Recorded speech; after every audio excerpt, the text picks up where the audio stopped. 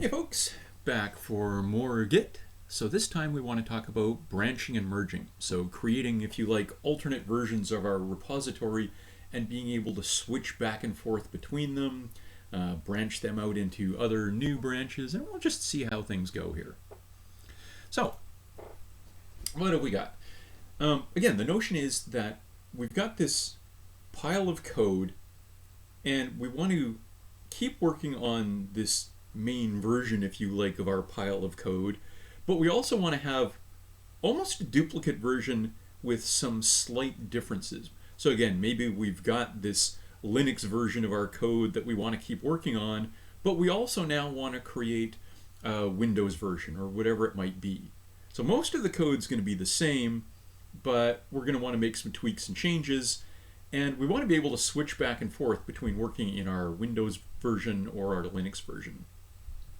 So the idea is we create a branch. So the command is just git branch, and then whatever you want to call this new branch. So git branch Windows version. So that original branch by default in Git is always referred to as master. So when we run across that term, that's what it's referring to. Kind of an unfortunate choice of names, but hopefully that's something Git will address at some point. Now, when we create this new branch, it begins as an exact duplicate of whatever we had in the original one. So we can now switch back and forth between the two of them and make changes in them independently. So if I make changes in the Linux branch from this point on, it won't affect the Windows branch, or if I make changes in the Windows branch, it won't affect the Linux branch.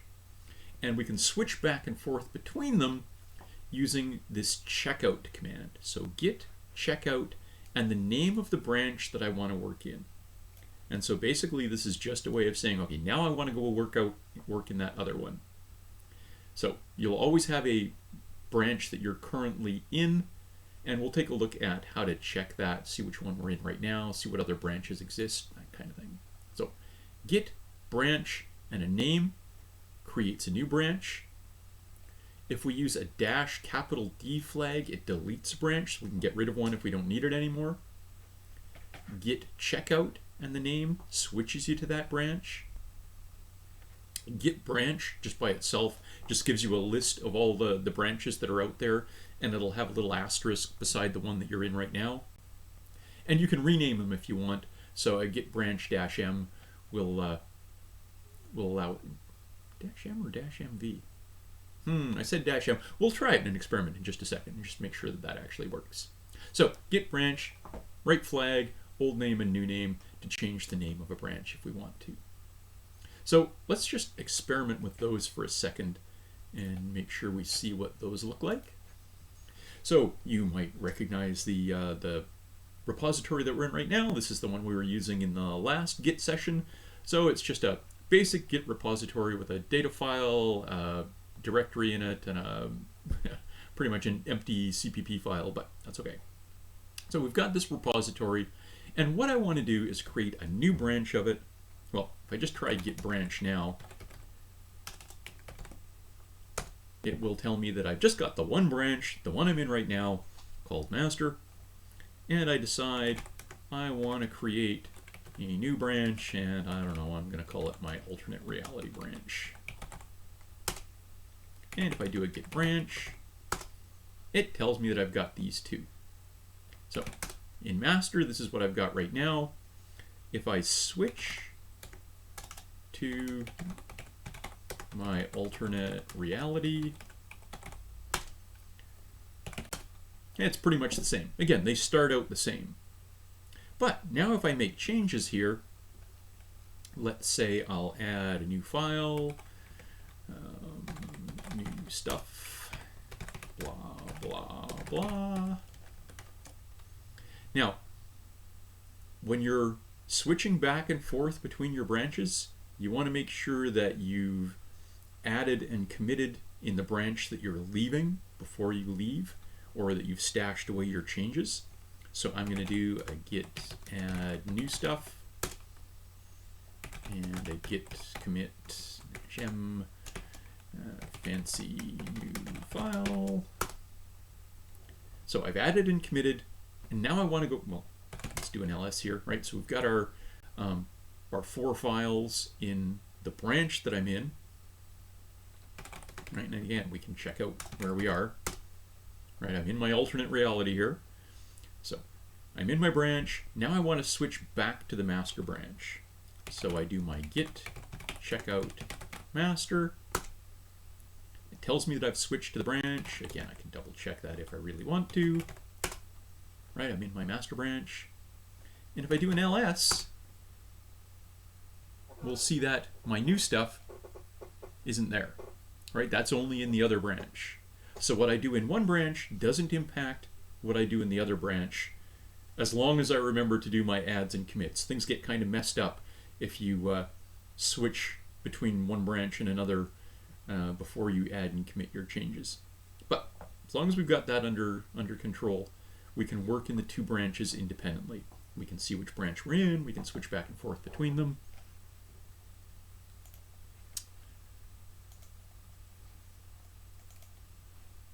Now, if I want to, I can also merge 2 branches together. So I've got these 2 branches that have split apart, and I can merge them back together, and essentially takes everything that has changed in either one of them and merges that into the whichever branch I'm coming into. So it's if we've got these 2 branches, then at some point in the distant past they came from the same source. So they've got this common ancestor, and since that point you've probably made changes in each of the 2 different branches. So if something's only changed in one branch, then when we merge them, Git assumes, oh, well, those changes I want incorporated. If something's changed in both branches, then Git says, when I try and merge these 2 things together, I'm not sure which set of changes you want me to use. So it'll tell you that that's a conflict, and it'll basically go through this process that allows you to decide which changes you want to keep from the 2 different branches. So let's say if we go back to our example here, right, we went off into our new stuff, or into our alternate reality branch, and we created a new file. Let's say in our master branch that we're back in right now, we decide, let's modify that test data file. Oops. Sorry, that was a directory. Let's modify our data file. So I added new stuff in master branch to this file. All right, just so I can make some changes. And I'll add it. And I'll commit it.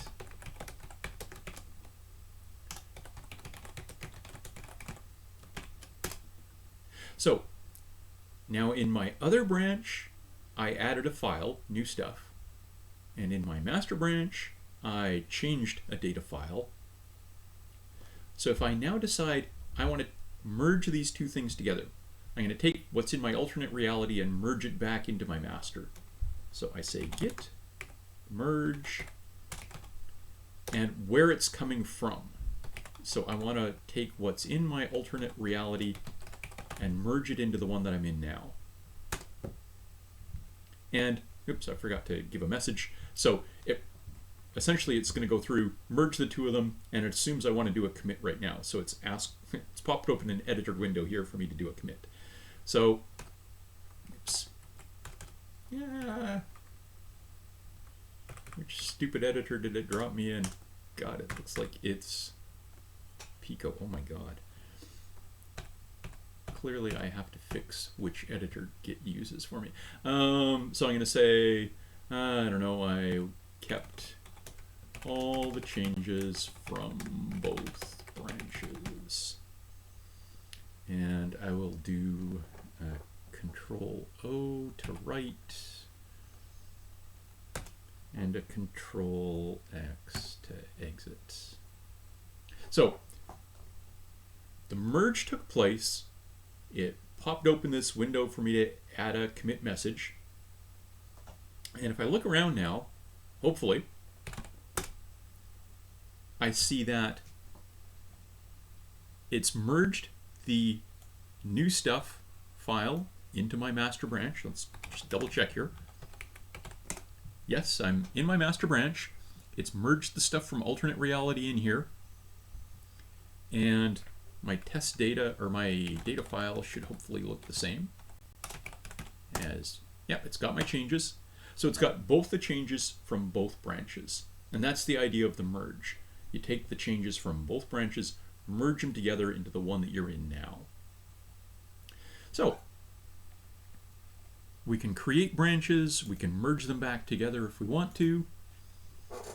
And we have this notion that a conflict could arise if we change things in both branches. We should probably take a look at an example of that. So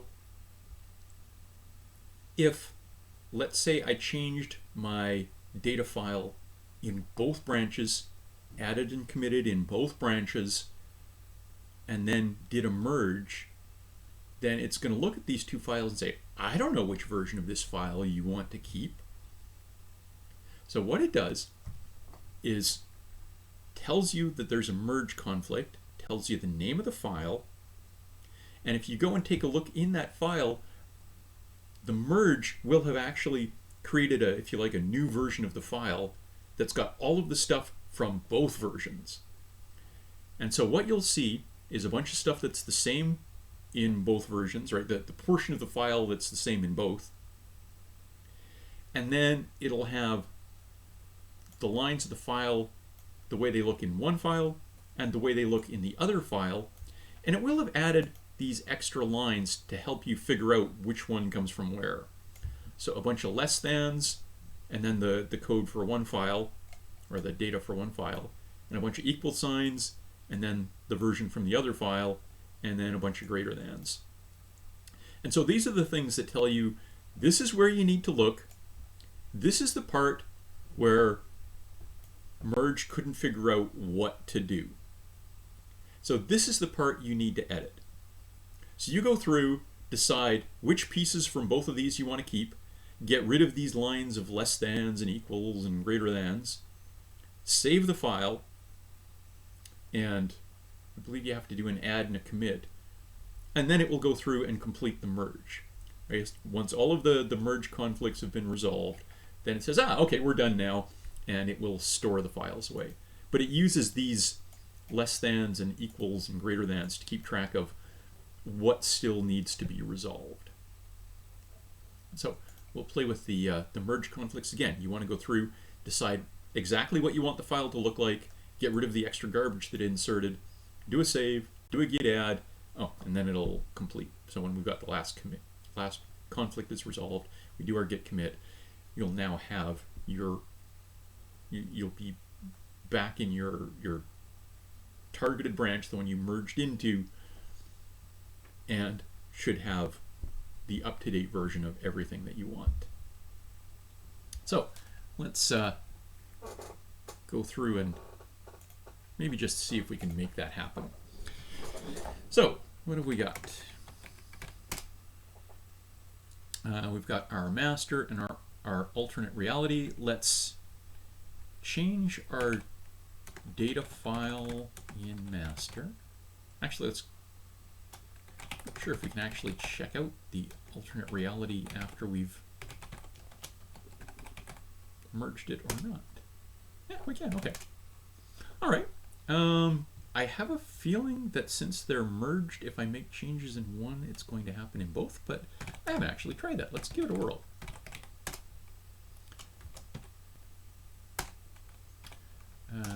Oh no, apparently not, because the changes from master don't exist over here. Okay, not a problem. So in our data file, in our alternate reality, we're saying I changed stuff in alternate reality.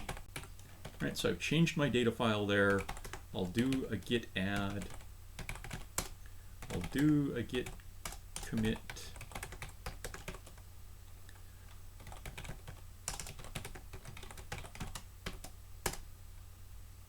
And I'll go back to the master branch.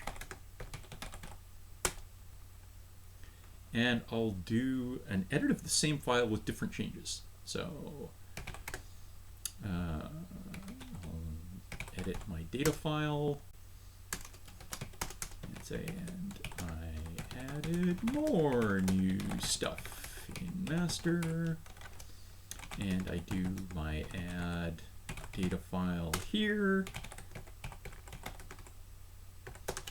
and one more set of changes.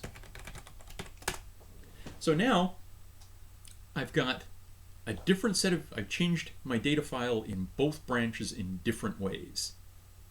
So now if I try a merge, so I want to take everything that I've done in my alternate reality and merge it into my master again.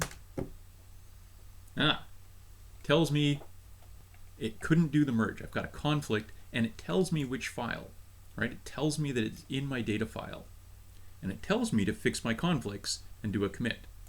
So let's do that. Let's open up my data file, and there we see we've got some stuff that is the same in both files, right up at the top here.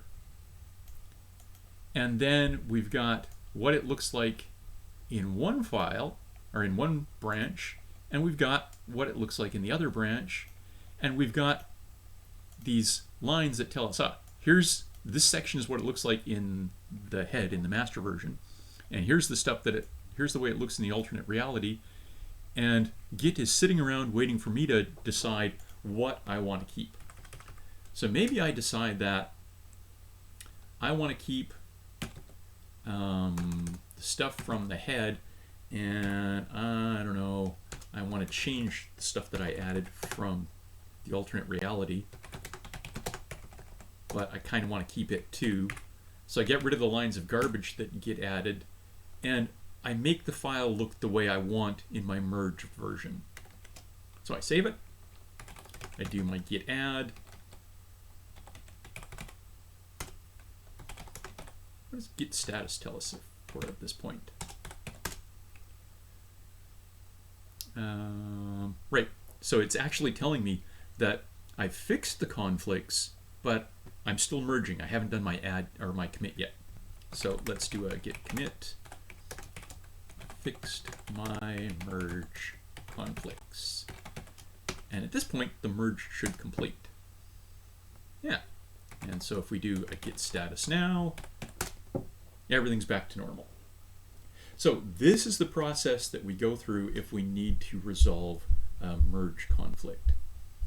So, and this is one of the things that you'll be doing in, I believe, lab 2 is we'll, or no, lab 2 or lab 1? One of them we're deliberately creating a, I guess it's lab 1. We're deliberately creating a merge conflict and resolving it. So, again, this is all stuff to have a bit of a play with, right? Anytime you've got different sets of changes in different branches to the same file, Git is going to tell you if you try and merge them that you have to tell me what you want it to keep. And that's the idea.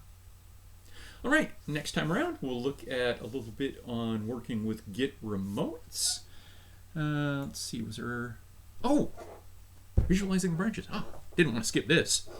So, if you've got lots of branches to play with, then, if you've been creating branches that branched and branched and branched, then it's nice to get a visual for it.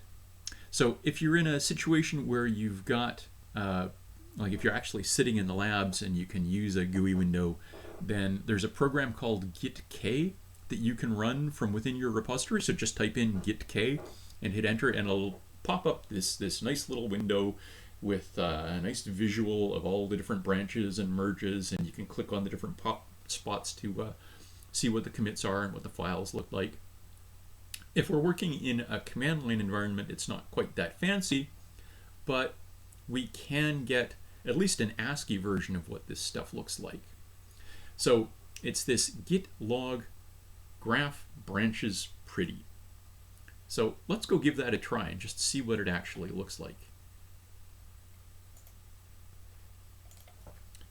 Git log graph branches pretty. And it gives you this visual showing you the commits marked with an asterisk, and it shows you the way that the code has split off and the way that it's merged over the course of the project. Right, so you can get this little visual history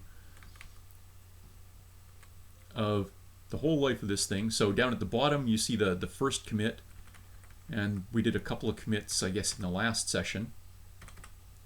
And then we branched, right, created this new branch, and then we merged them together, right? You can see this is where we did that first merge of the two branches, but then we made more changes in the branch and in master after that, and merged them together, and eventually resolved the conflict. But you can get this visual of how things have split apart and rejoined. All right, so wanted to point that out. It is kind of handy to be able to take a look at.